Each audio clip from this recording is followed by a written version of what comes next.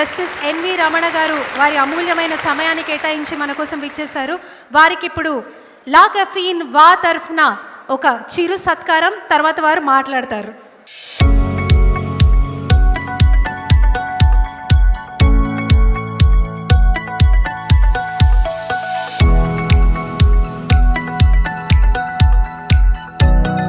సభావేదిక మీద ఉన్నటువంటి పెద్దలు, గౌరవనీయులు, అజాతశత్రువు డాక్టర్ దత్తాత్రేయ గారు, అదేవిధంగా అదే కోవలో అజాతశత్రువు ఈరోజు జీవిత సాఫల్య అవార్డు గ్రహీత, పద్మశ్రీ అవార్డు గ్రహీత మురళీమోహన్ గారు, వేదిక మీద ఉన్నటువంటి అనేక మంది ప్రముఖులు, వివిధ రంగాల్లో పేరు ప్రఖ్యాతులు గడించి నేటి యువతరానికి ఆదర్శవంతంగా ఉండేటటువంటి వ్యక్తులని ఈరోజు ఈ వేదిక మీద చూసాం. విజనరీస్ అచీవర్స్ అవార్డ్ అనేటటువంటిది నాకు ప్రదీప్ గారు ఫోన్ చేసి ఆయన చెప్పినటువంటి విషయం ఏంటంటే, మురళీమోహన్ గారు కొంతమంది ఇతర ప్రముఖులకి అవార్డ్స్ ఫంక్షన్ అని చెప్పేసి చెప్పారు. మరి ఈ కార్యక్రమానికి మరి వెనుదనగా ఆర్థికంగా సహకరించినటువంటి లా కఫీన్ సంస్థకి కూడా ప్రారంభం జరగటం అనేటటువంటిది చాలా సంతోషకరమైనటువంటి విషయం.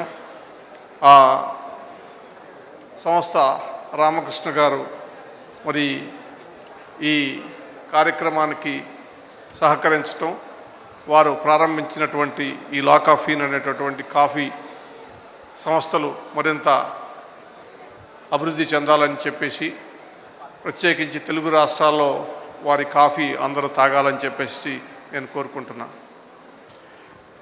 ఇవాళ మనం ఈ సమావేశంలో సుదీర్ఘమైనటువంటి ఉపన్యాసం అయితే చేయను. నేను ఒక గొప్ప విషయం ఏంటంటే, వేదిక మీద ఉన్నటువంటి ఈ ప్రముఖులు, వివిధ రంగాలకు చెందినటువంటి ప్రముఖులను చూస్తున్నాను.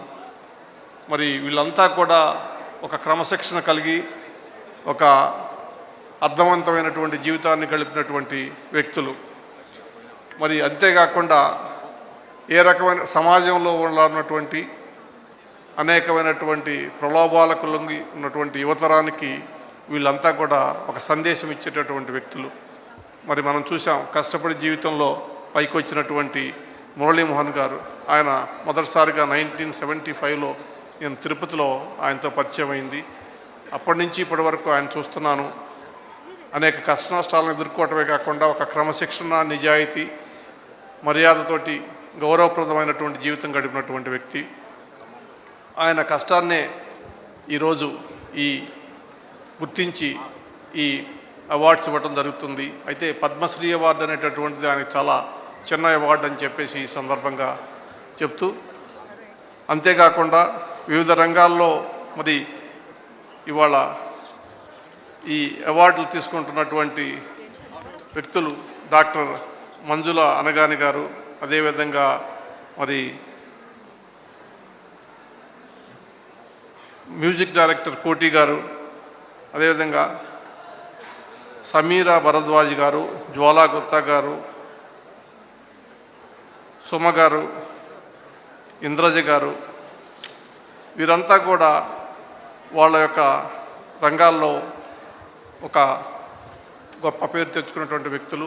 వీళ్ళందరినీ ఆదర్శంగా తీసుకుని వాళ్ళ జీవితాన్ని ప్రేరణతో యువతరం ఇవాళ ఉండాలని చెప్పి కోరుకుంటూ, ఈ కార్యక్రమాన్ని నిర్వహించినటువంటి ఈ సంస్థలన్నిటికీ కూడా మరికి అభినందనలు తెలియజేస్తూ, నాకు ఈ అవకాశం ఇచ్చినటువంటి వారందరికీ కూడా కృతజ్ఞతలు తెలియజేసుకుంటూ సెలవు తీసుకుంటున్నాను.